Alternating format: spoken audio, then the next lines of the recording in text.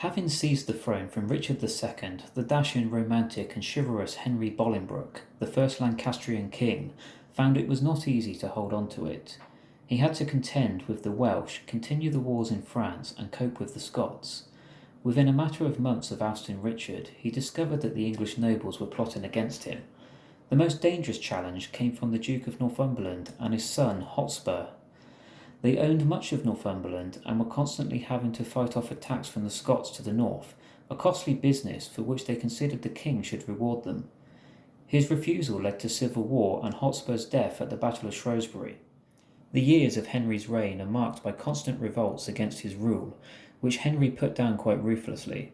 In 1400, when 30 rebels were horribly executed, their drawn and quartered bodies were displayed in London as a warning to others. In 1405, the Archbishop of York was executed for his part in another plot against the king. Henry was constantly plagued with guilt over his treatment of Richard. Whatever his faults, Richard had been the rightful king. There were others, the children of his father's older brother, the Duke of Clarence, with better claims to the throne. Henry died a bitter, confused, sick man. All his life he suffered from head lice and chronic eczema.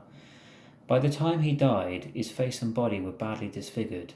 Years after his death, his uncle Clarence's descendants would identify themselves with the Yorkists in the War of the Roses, the seeds of which were sown when Henry usurped the throne of its rightful occupant. Henry IV was succeeded by his son Henry V, a young, clever, gifted man, a great soldier who was popular with the people. He was shrewd enough to know that one of the ways of ensuring his subjects' loyalty to stop his noblemen plotting against him was to unite them in a war against France. Henry had a reasonable claim to the French throne, and in 1415, at the head of a large army, he set off to conquer France. He won a famous victory at the Battle of Agincourt, where his archers rained arrows on the French knights, bogged down in the mud by the heavy armour they wore. 4 years later, he returned to France and regained Normandy for the English crown. He looked more like a monk than a soldier, with his sombre brown eyes, pursed lips and overlong nose. He was a devout Christian and had a glutton for hard work. In 1421 he laid siege to Meaux, a French stronghold in the Loire Valley. The town fell in 1422. It was Henry's last triumph. Later that year he fell ill and died without having realised his great ambition of sitting on the French throne. Henry VI was only 9 months old when his father Henry V died, and he became the youngest king England has ever had. He was crowned King of England when he was nearly 8, and the King of France when he was 10. His uncles governed until he was old enough to do so. As a youth, he spied on his servants, in case any of them smuggled a woman into their rooms. He was so pious that on feast days, when by tradition he wore his crown, he wore an itchy hair shirt next to his skin as a penance for the sin of pride. In 1445, Henry married the strong-minded French princess, Margaret of Anjou. 8 years later, he was to suffer the first of many bouts of insanity that were to afflict him throughout his life. Richard, the Duke of York, was appointed Protector of England. As a descendant of Lionel, the Duke of Clarence, who was Edward III's third son, the Duke of York had a stronger claim to the throne than Henry, who was descended from John, the Duke of Lancaster, who was Edward III's fourth son. The Duke of York and Queen Margaret despised each other, and when Henry recovered his sanity, she persuaded her husband to dismiss the Duke.